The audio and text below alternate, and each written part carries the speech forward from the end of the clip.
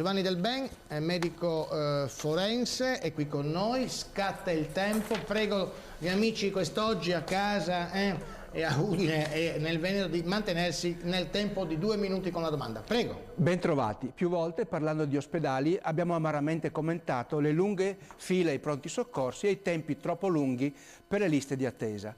È stato detto che bisogna accontentarsi perché le risorse finanziarie, i soldi per la sanità, sono sempre meno.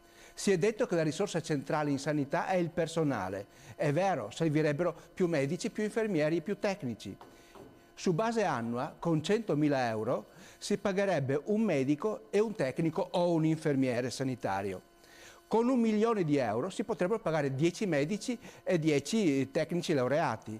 Con 10 milioni si potrebbero pagare 100 medici e 100 o infermieri o tecnici. Con 21 milioni si potrebbero avere a disposizione per un anno 210 medici e 210 tra infermieri o tecnici sanitari. Vi chiederete a questo punto dove voglio arrivare con questi conti.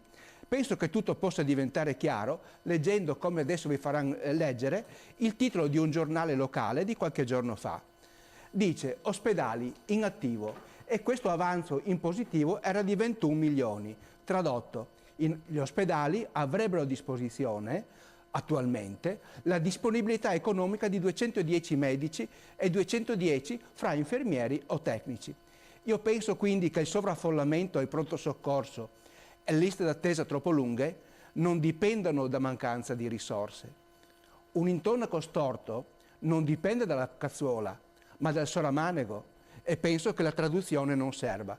Comunque non sono i muri che condizionano la qualità di un ospedale o di un servizio sanitario. Forse domani verrà resa pubblica la proposta della riforma del servizio sanitario del Friuli Venezia Giulia. Se così sarà, ne parleremo la prossima settimana.